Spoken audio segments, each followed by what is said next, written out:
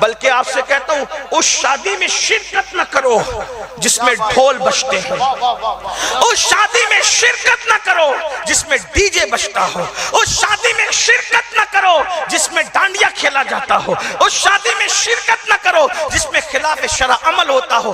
دو چار شادیوں میں شرکت نہیں ہوگی، سب اپنی اوقات پر آ جائیں گے۔ واہ واہ واہ واہ واہ واہ، کیا بات ہے، واہ واہ۔ اس لیے کہ ہماری ضرورت سب کو ہے، بلکہ میں تو ان علماء کے گروہ سے کہتا ہوں اس کا نکاح ہی مت پڑھاؤ۔ جو برات ناچ کے آئے اس کو نچا دو، اس کا نکاح مت پڑھاؤ، تب پتہ چلے گا کہ اس کی اپنی حیثیت کیا ہے۔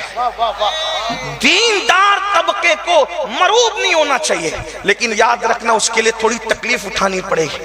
بہت ممکن ہے مصلے سے ہٹا دیا جائے گا، بہت ممکن ہے ذلیل کیا جائے گا، اور یاد رکھنا اگر ہم تھوڑی سی قربانی کا حوصلہ کریں، دیکھو حق قربانی چاہتا ہے، حق قربانی چاہتا ہے۔ میں اپنی ان علماء کی جوتیاں سیدھی کرتا ہوں، ان کے قدموں کو تصورات کی اور تخیلات کی دنیا میں بوسہ لیتے ہوئے یہ عرض کرنا چاہتا ہوں کہ ہم کچھ تو امام اعظم کی زندگی سوچیں۔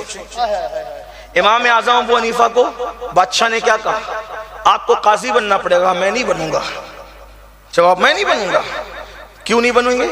فرمایا تو مجھے قاضی بنا کر فیصلہ تو کرے گا، نام میرا ہوگا، میں شریعت کے خلاف فیصلہ نہیں کر سکتا، قاضی نہیں بنوں۔ اس نے کہا اللہ کی قسم میں تجھے قاضی بناؤں گا۔ انہوں نے کہا اللہ کی قسم میں قاضی نہیں بنوں گا۔ تو کہا قسم توڑ دے، کہا آپ تو بادشاہ ہے، قسم کا کفارہ دینا آپ کے لیے مجھ سے زیادہ آسان ہے۔ کہا جیل میں ڈال دوں گا۔ میں کہا منظور ہے، کوڑے لگاؤں گا۔ کہا منظور ہے۔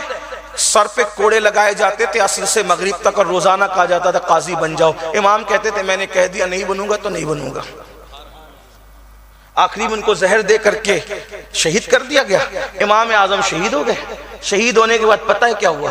یاد رکھنا، آپ بھی یاد رکھنا، دو چیزیں زندگی میں کبھی نہ تلاش کرنا نہ کبھی آپ کو ملے گی۔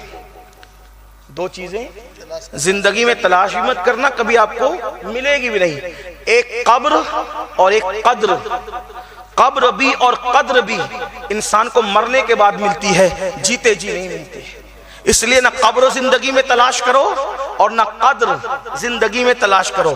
حق بولو گے جیل جانا پڑے گا، مار کھانا پڑے گا، لیکن پتہ ہے جب امام اعظم کی شہادت بھی شہادت 3 دن تک لوگ قبر پہ مٹی ڈالتے رہے، تو وقت کا بادشاہ کر قبر پہ سر رکھ کے روکے کہتا ہے آپ بہت بڑے تھے، آپ نے جیتے جی بھی مجھے ہرایا اور بعد شہادت بھی آپ نے مجھے ذلیل کر دیا۔ یہ حق کی برکتیں ہیں، یہ حق پر ڈٹنے کی برکتیں ہیں میرے آقا علیہ السلام کے دیوانوں۔ تو آپ سے میری گزارش ہے شریعت کی طرف آؤ، دین کی طرف آؤ، ناچو مت،